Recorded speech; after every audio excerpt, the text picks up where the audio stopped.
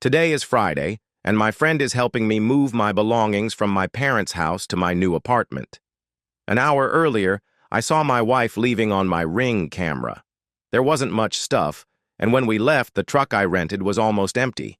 This was the second time my wife had done this to me. The previous weekend, I received an email from Jessie informing me that she had decided to open our marriage. She was going to spend the weekend with her lover and return home on Sunday. I had no intention of doing that. I booked a hotel room for the week. We hadn't discussed it beforehand. The email was the first I'd heard that she wanted to open up our marriage, and that she had a lover. Jessie and I had been married for 21 years, and this was the first sign that she was unhappy in our marriage. Where the hell did she find a lover? Why didn't she talk to me first? Did she really think I would just let her cheat on me? That's what I was thinking on Friday before that. Last Monday, I called several lawyers and made an appointment with a female lawyer for Tuesday. She told me that this was a fairly common situation. Men buy sports cars, and women have affairs during their midlife crisis.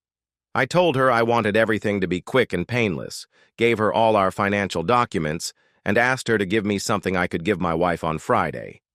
She agreed and recommended that I start separating our finances. This morning, I received a similar letter.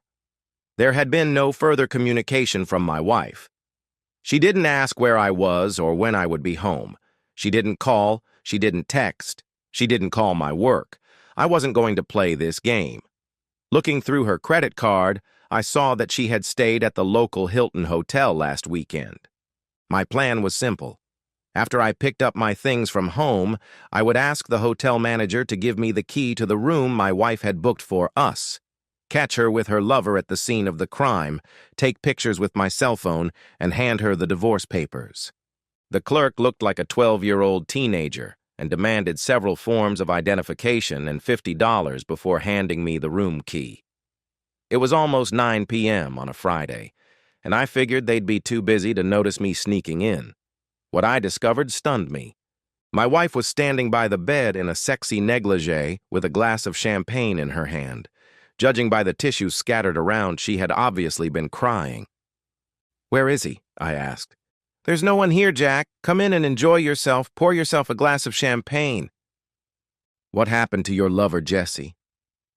"We were supposed to meet at the bar downstairs, but he just glanced at me and left. At least he showed up. That's better than the guy last week who just disappeared. 4 nights at the Hilton, all alone. I think those are divorce papers in your hands.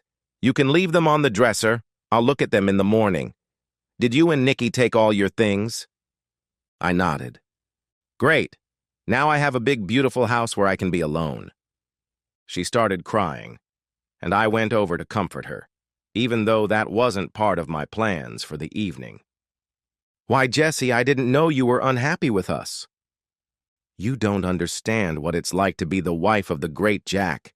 I'll tell you a conversation I overheard between our children's friends. They were sure that our son John would be handsome even at 50, judging by how good you look. One of the girls said, 'I hope not. I don't want women half his age drooling over my husband. No one looks at me, Jack. No one even notices me. I'm a damn invisible woman. I can't even get men to come over and sleep with me.' I was still holding her, trying to comfort her as her sobs grew deeper. "I would have come, Jessie." She stood up to refill her glass and stopped in front of the mirror. "Maybe because you came for the 20-year-old girl you fell in love with, not the cow I've become." "Jessie, if I did something that made you think I love you less than the girl who married me, I'm sorry. Well, this week has added a little tension to our relationship. Maybe I've become complacent, but I really do love you, and watching you walk around in that negligee is very arousing." "No, Jack, you've never become complacent. You're damn close to perfect. You still send me flowers to the office, help around the house, and cook. My friends would kill their husbands to be with you. Maybe I don't deserve such perfection." "I wouldn't call it perfection, Jessie. But I love you and want to be the best husband I can be for you." Jessie was still looking at herself in the mirror, sipping champagne. "Do you like this negligee, Jack?" "Yes, I told you it turned me on." If you don't believe me, you can see for yourself." I stood up, walked up behind her, hugged her, and started kissing her neck. "You came here to divorce me, Jack, not to have sex." But it happened anyway. We took a shower together and went down to breakfast. I liked looking at Jessie's face when she sat down at the table. "So what now, Jack?" she asked as we ate. "What are you going to do about the divorce papers?" Good question. Last night I realized that you need more guidance in your life, more discipline. Everything is going to change. You have a choice. Accept the changes and adapt to them, or sign the divorce papers. I've tried to be very fair in the divorce. What changes, Jack? I don't know what you want me to accept and adapt to. It doesn't matter, Jessie. It's what I want when I want it. You'll never say, "Not tonight, Jack," again. And you'll never deny me access to any part of your body. If you want to leave, just sign the divorce papers. I still don't understand, Jack, what you expect from me. You will belong to me, Jessie, just like last night. We will do the same things we did yesterday, and even more. Can I take it that you're done with these petty arguments and agree to be completely submissive to me? Yes, Jack. Jack, please kiss me goodbye. That was completely my mistake. I pulled her toward me and kissed her passionately. Jack, I'll do anything you want, but please don't stop showing me that you love me. Last night I realized I can't live without it. I'll never forget to show you that I love you. Even if you sign the papers, I'll still love you. When I left, Jessie had tears in her eyes.